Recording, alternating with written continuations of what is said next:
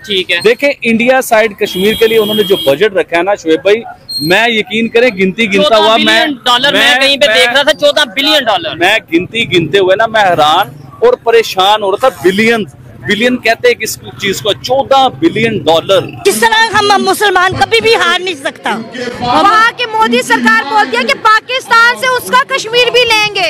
कैसे ले सकते हैं जबकि हमारे मुजाहिदीन हैं, हम मुसलमान हैं। कश्मीरियों का एक पैगाम है कि पाकिस्तान हमारा नाम लेना छोड़ दे। आपके पास पेट्रोल नहीं, आटा नहीं, तालीम नहीं, हम भी आपके साथ लाइनों में नहीं लगना चाहते। तो इस वक्त जो सबसे बड़ी हकीकत है वो भी ये है कि मईशत जो है दुनिया की वो बड़ी मार्केट से चल रही है।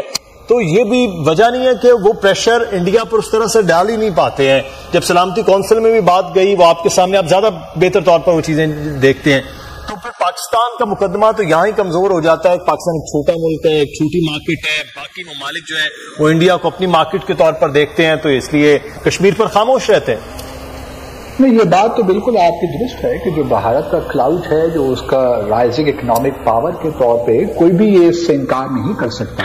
लेकिन यहाँ पर एक चीज मैं जरूर कहूंगी मलिक साहब कि हम लोगों को खुद भी ये सोचना होगा कि आखिर क्यों हम इतने सालों बाद भी एक सिक्योरिटी स्टेट बने हुए हैं, क्यों हम एक वेलफेयर स्टेट नहीं बन रहे, और अभी तक हमने तयन भी नहीं किया कि हमने क्या ऐसा ही रहना है। 75 साल से हमने यही बात बताई हुई है कि हमारी कौमी सिक्योरिटी जो है वो बड़ी मुश्किलात का शिकार है। हम हमेशा से नाजुक मोड़ से गुजर रहे हैं, हमेशा से हमें बैरूनी खतरात रहते हैं, हमेशा से हमारे ऊपर दुश्मन जो है वो निगाह रखे हुए है, हमें तोड़ने की कोशिश कर रहा है। हम 75 साल से यही सिचुएशन में हैं, तो क्या हम इसी पर आ रहेंगे? मुसलमान जो है कश्मीर के, वो मुसलमान जो है वो मुसलमानों के साथ पाकिस्तान के साथ रहना चाहते हैं। और हमारे कश्मीरियों का एक पैगाम है कि पाकिस्तान हमारा नाम लेना छोड़ दे। आपके पास पेट्रोल नहीं, आटा नहीं, तालीम नहीं, हम भी आपके साथ लाइनों में नहीं लगना चाहते। फिर उसके बाद आप आइए कश्मीर के ऊपर। ठीक है। देखें इंडिया साइड कश्मीर के लिए उन्होंने जो बजट रखा है ना शोएब भाई, मैं यकीन करें गिनती गिनता हुआ मैं कहीं पे देख रहा था 14 बिलियन डॉलर। मैं गिनती गिनते हुए ना मैं हैरान और परेशान हो रहा था। बिलियन बिलियन कहते हैं किस चीज को, 14 बिलियन डॉलर कश्मीर के लिए रखा गया बजट के बीच में। उसमें कश्मीर की डेवलपमेंट होगी, बहुत से काम है उसके बीच में। कश्मीर की तरक्की के लिए 14 बिलियन। अब आप लीजिए पाकिस्तान को इसके साथ। ठीक है। पूरा पाकिस्तान कह रहा हूँ, पूरा पाकिस्तान, 3 बार रिपीट कर रहा हूँ, पूरा पाकिस्तान को चलाने के लिए जो IMF से हम लोग कर्जा लेते हैं ना, साल में 1 बिलियन, 2 बिलियन, 3 बिलियन, 5 बिलियन, ये 5 बिलियन तक जा रहा है, 1 से लेके 5 तक। और उसके लिए भी हमें नाक रगड़नी पड़ती है, तरले करने पड़ते हैं, उनकी सारी शर्तें माननी पड़ती हैं, पता नहीं क्या क्या कुछ अपना गिरवी रखवाना पड़ता है हमें IMF से 1 बिलियन या 2 बिलियन या 3 बिलियन लेने के लिए। लेकिन अगर ये ना हो तो फिर तो चैलेंज कोई ना हुआ ना आपकी डिप्लोमेसी के लिए, आपकी सफारतकारी के लिए। चैलेंज यही है कि आपके सामने बहुत से ऐसे प्रॉब्लम्स हैं। भारत का जो क्लाउड है वो आपके लिए इशू है कि दुनिया आपको नहीं सुन रही। लेकिन मेरा सवाल ये है कि ये प्रॉब्लम्स तो हैं और इसीलिए चैलेंज भी है। अगर भारत का क्लाउड ना होता तो फिर आपके लिए क्या चैलेंज था? फिर तो कश्मीर आपको मिल ही जाना था। कश्मीर का प्रॉब्लम इसीलिए है कि भारत का क्लाउड है, लोग और दुनिया कमर्शियल इंटरेस्ट देखती है, अपने इकोनॉमिक इंटरेस्ट देखती है। तो सफारतकारी डिप्लोमेसी इसी का नाम है कि आपने अपने लिए इन चैलेंजेस में से अपॉर्चुनिटीज निकालनी है। मेरा सवाल तो सिर्फ इतना है कि आपने क्या। रिजल्ट तो हम बाद में देखेंगे कि उनके क्या निकले। क्वेश्चन ये है कि आपने एक कोहेरेंटली, आपने एक सस्टेन तरीके से आपने कुछ इकदामात लिए हैं जिससे ये हमें महसूस हो और कश्मीरियों को खास तौर पे महसूस हो कि पाकिस्तान वाकई कुछ कर रहा है। हमारी आप सिर्फ स्टेटमेंट्स ही देख लीजिए, मैं आपको बता सकता हूँ कि उन स्टेटमेंट से कितना डैमेज किया है पाकिस्तान के कॉज को। कभी हम कहते हैं कि जी हम अपनी अलग OIC बना देंगे अगर हमें OIC से कश्मीर पे नहीं मिलेगा। कभी हम कहते हैं कोलालमपुर समिट हम चले जाएंगे। कभी हम कहते हैं कि जी जब तक भारत 5 अगस्त 2019 से इक़दाम वापस नहीं लेगा हम उसके साथ मुज़ाकरात नहीं कर सकते। लेकिन अगले ही रोज़ हम कहते हैं कि चलें जी आप ये मत कीजिए, हम एक रोड मैप ही दे दीजिए। फिर हम 25 फरवरी 2021 को सीज फायर एग्रीमेंट भी भारत के साथ कर लेते हैं। तो ये तमाम वो चीज़ें हैं जो इल टाइम चीज़ें हैं मेरे हिसाब से, और जो हमारी स्टेटमेंट्स जो हम इशू करते हैं उसमें हमें बहुत नुकसान पहुंचाया है। खास तौर पे 5 अगस्त 2019 के बाद हमारे अपने स्टार्स में वो कंसिस्टेंसी नहीं रही।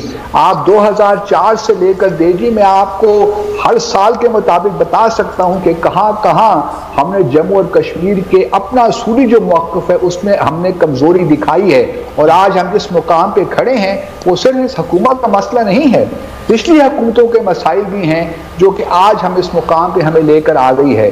और लेकिन मैं अभी भी ये कहता हूं कि पाकिस्तान को अल्लाह ताला ने, क्योंकि हमारा जो असूली मौक़िफ़ है वो बड़ा स्ट्रांग है, लेकिन हम उसके बारे में अपॉलोजेटिक हो जाते हैं।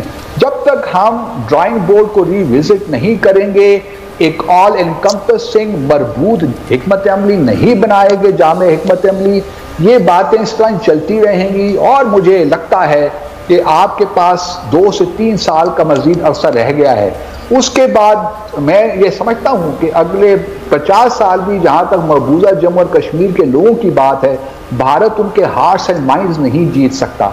लेकिन ये सफारती जो गेम है, अगर आपने ये हार दी तो बस फिर मामला यही है, खुदा ना खास्ता जो थोड़ी बहुत सपोर्ट भी आपको मिलती है वो भी नहीं मिल पाएगी, क्योंकि दुनिया आपको सीरियसली नहीं लेती कश्मीर पे, आपकी क्रेडिबिलिटी नहीं रही कश्मीर के मामले में। भारत ने ऐसे स्किलफुली, लेकिन इंडिया ने सिर्फ कश्मीर के लिए $14 बिलियन, यार ये छोटी बड़ी बात ठीक है। लेकिन इसमें मैं ये चीज कहना चाहूंगा, देखने वाले जाहिर बात है, अगर कोई यूट्यूब से देख रहा है, कोई गूगल से देख के, मतलब जैसे आबिद भाई ने 14 बिलियन बोला या मैंने अगर कोई भी डिजिट बोला है, वो देखने वाले अगर कहीं पे गलत हो तो उसे करेक्शन नीचे कमेंट बॉक्स में जरूर करिएगा। आबिद भाई मुझे ये बताएं, कश्मीर के लिए डेफिनेटली उन्होंने बजट रखा, एक साइड पे हमने भी कश्मीर में जो आजाद कश्मीर जिसे हम अपनी साइड का कश्मीर है, वहाँ पे बिजली के कीमतें कम की, तो अब पाकिस्तान के दूसरे एरिया के लोग कह रहे हैं कि भाई हमारा हक उधर दे दिया। वैसे हम कहते हैं कि उनके लिए जान भी हाजिर है, खून भी हाजिर है, लेकिन बिजली के बिल जो उनसे वो नहीं कम। आप ये देखें, बिजली के बिल की तो बड़ी दूर की बात है, $1 बिलियन पाकिस्तान साइड कश्मीर पे खर्च किया गया हो ना, या बजट में $1 बिलियन रखा हो, तो पूरा कश्मीर हमारा नए तरीके से बन जाता है। इवन के डैम के काम भी जो रुके हुए ना वो भी शुरू हो सकते हैं उसके बीच में। तो जिस शहर के लिए, जिस सूबे के लिए उन्होंने 14 बिलियन जो इन्वेस्ट कर रहे हैं, वो क्या बन जाएगा कभी, इस चीज को भी आप सोचिए। 1 बिलियन के लिए हमें IMF पता क्या क्या करवाता है हमारे से, यकीन करे, तरले भी करवाता है, मिन्नत भी करवाता है, सिफारिशें दूसरी दुनिया के जो बड़े लोग हैं ना उनकी सिफारिशें भी करवाई जाती हैं। इवन के हमारे यहाँ से बड़े बड़े, मैं अदारों का नाम लेना चाह रहा, वो अदारे भी सिफारिशें करते हैं कि हमें 1 बिलियन दे दें। हमारे इधर भी अभी 1 महीने पहले बजट अनाउंस किया गया, जब ये नई गवर्नमेंट आई है, उसके बाद नई गवर्नमेंट ने किया, आम पब्लिक के जो यहाँ पे खड़े हैं, कोई बच्चा अगर गुब्बारे बेच रहा है, कोई यहाँ पे वेटर है, या कोई इस तरीके से जो भी लोग हैं, इनके लिए हमारे बजट में क्या किया गया। डिफेंस पे फिर बड़ी बात, जो मेन मैं समझता हूँ टॉपिक है कि डिफेंस में कहा जाता है कि पाकिस्तान डिफेंस के ऊपर बहुत बजट लगाता है, लेकिन डिफेंस की बजट की, मैं पाकिस्तान के बजट की बात आपको मैं बताता हूँ। पाकिस्तान में बदकिस्मती से जो बजट आता है ना, वो आवाम के लिए बजट नहीं होता, ये तो अपने हमसायों के लिए भी बजट निकाल रहे हैं ना। हम अपनी बात कर रहे हैं कि हमारे आम सिविलियन के लिए वो बजट नहीं होता। हमारे बजट में क्या आता है, टैक्स इतना बढ़ा दिया गया, दूध की कीमत इतनी बढ़ा दी गई, आटे की कीमत इतनी बढ़ा दी गई, गरीब आदमी को कैसे मारना है, वो चीजें सारी उसके बीच में प्लानिंग होती है।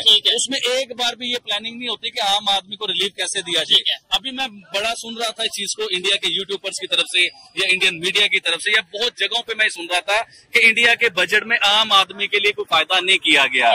देखिए मैं आपको बताता हूँ आम आदमी के लिए फायदा क्या हुआ है। एक तो आपकी गवर्नमेंट ने आपकी बेस मजबूत कर रहे हैं, उस चीज का आइडिया आपको बिल्कुल नहीं हो रहा। आपके मेडिसिन सस्ते कर रहे हैं, इस चीज का आइडिया आपको नहीं हो रहा। आपने अभी वीडियो की थी किसी हॉस्पिटल में जाके, आपने देखा कोई दवाइयों के लिए मर रहा है, किसी के पास बेड नहीं है, किसी के पास कुछ नहीं है, किसी के पास पैसे नहीं है, किसी के पास खाने के लिए कुछ नहीं है, तो वो अपने मेडिसिन में इतना बड़ा रिलीफ दे रहे हैं कि आप सोच भी नहीं सकते